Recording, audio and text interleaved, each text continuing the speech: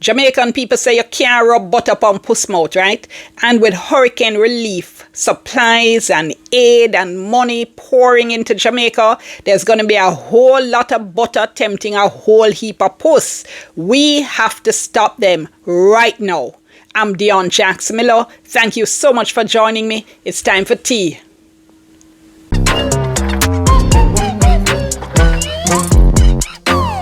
Alright, look friends, let's not be naive, alright? Make no mistake, the vultures are circling and the thief them are get them long bag ready.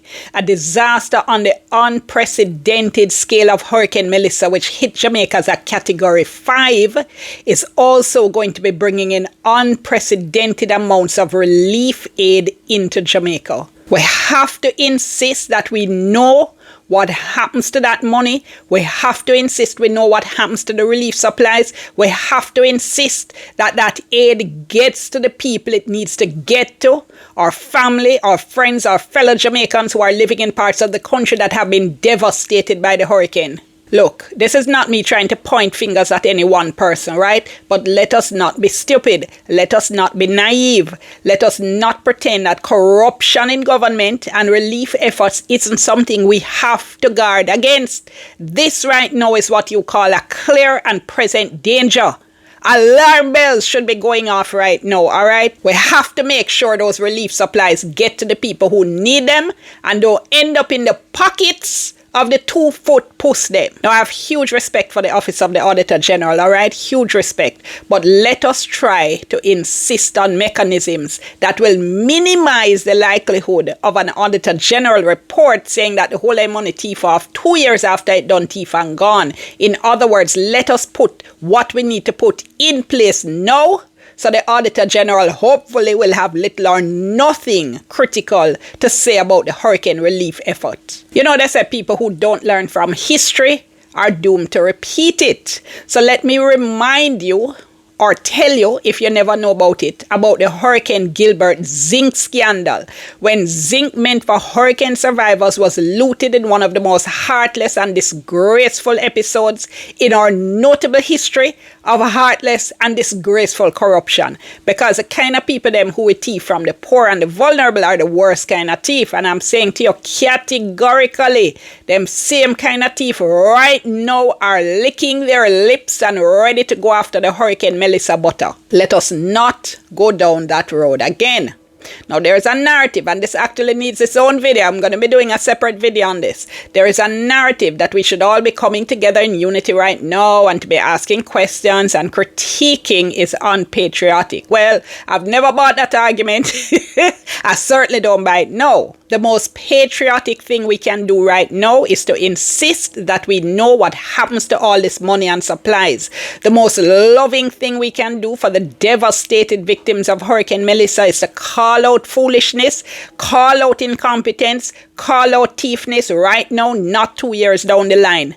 The most unifying thing we can do right now is to look beyond the bag of words being spewed all over the place and look at what is actually happening, and to make noise and call it out when the two don't match. Now look, I'm not the only person to raise this. A lot of very qualified and very eminent people have already raised this issue of accountability as a concern.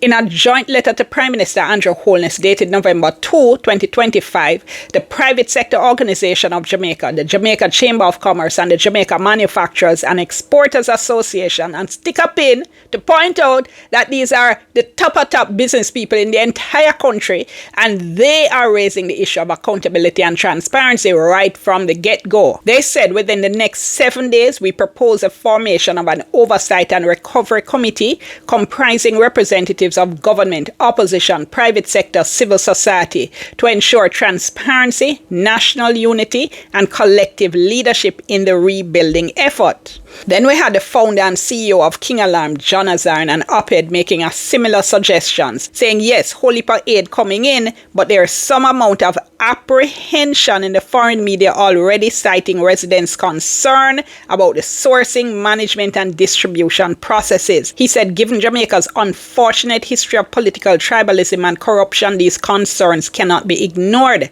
There are also questions being asked if the money and items donated are actually going to be distributed to those in need in the worst affected areas. He said, make every effort right now to assure donors that all funds given through legitimate channels will be distributed fairly and priority given to those who have been most adversely affected. He called for proper accounting records, and he said, in the spirit of both unity and transparency, as well as to remove any perception of uncertainty, the government should consider the formation of a bipartisan oversight body to supervise managing and distributing all donations received, and that should consist of members of the government, opposition, NGOs, community and church leaders.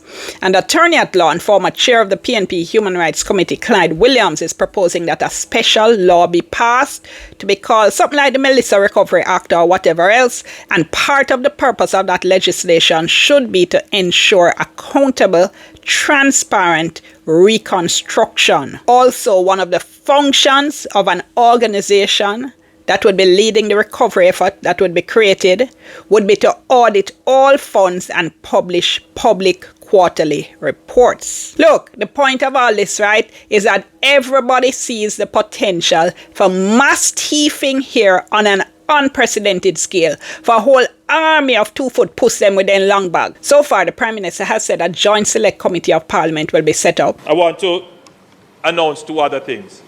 In the COVID pandemic, we established an oversight committee of Parliament to review the work of the Ministry of Health in its operations. We will establish a similar oversight committee of Parliament to review the distribution, welfare, relief operations. I've given a direction to the House Leader to speak with the opposition leader of opposition business to establish that committee, the terms and how it will work. Madam Speaker, it is in the interest of the government to have the highest level of transparency in what we do. There is no victory for JLP communities to have food and PNP communities not. There is no victory, or vice versa. None whatsoever.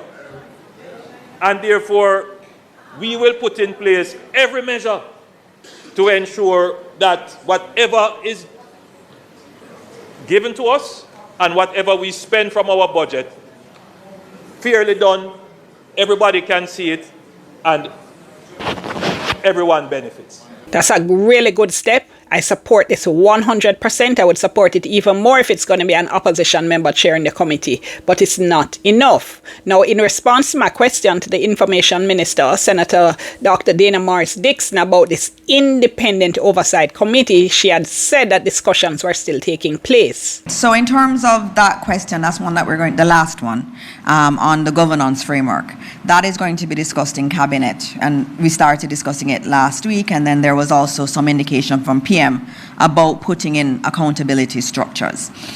There are different ways that we can do it. I mean, we've spoken about the National Partnership Council, we've spoken about a committee of Parliament, we've spoken about many different things. And I think we're going to have another opportunity today in Cabinet to discuss what does that governance framework look like. And remember, there is the relief phase, which is what we're in now, and then the recovery phase. I think that's the one that's going to really need that kind of overarching body, because we're going to have to be asking some real serious questions about ourselves.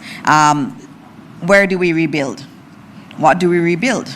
Given global warming and climate change, is it fit to put back communities where they were? Do we move them from where they were? What are the new building standards, and just generally accountability over all of the insurance money that's coming in and what we're doing. So that conversation that you're raising is actually one that we're having in Cabinet about what does this governance framework look like. And so you will be hearing more as the Prime Minister and the members of the Cabinet discuss that. So it's possible that even a day or two after this video comes out, that the committee will already be in place, a bipartisan oversight committee, not just bipartisan, by the way, I would say broad-based, including civil society, churches, and so on.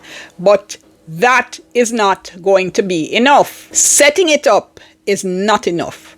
We need to ensure that there are proper systems of accountability set up. We need to ensure that there are proper and rigorous systems of auditing that are set up. Biggest problem here is going to be balancing the need to spend money quickly to help hurricane survivors as quickly as possible with the need to have proper mechanisms of accountability. This is where the 2-foot puss them going to try to slip in. This is where we need to shore up defenses and make sure we can stop it, because my friends, believe me, it is not if thieving and corruption is going to be tried in relation to hurricane relief supplies. It is when and on what scale and whether we can detect it and catch it. Gonna leave it there, alright? What do you think? Comment below as always, and like the video, share it with somebody who might be interested. Subscribe to the channel if you are not yet a subscriber, and click that notification bell so you know anytime I drop a new video.